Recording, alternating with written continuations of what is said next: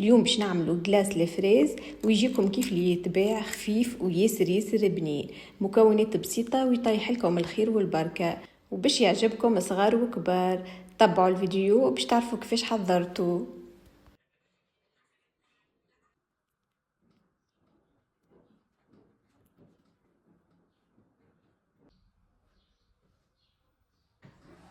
عندي 500 جرام تقريبا فريز مثلجين، خرجتهم من الفريجيدير قبل البدرجين باش يتحلوا شويه. حطيتهم في الماكينه، تحطوا في اي ماكينه عندكم.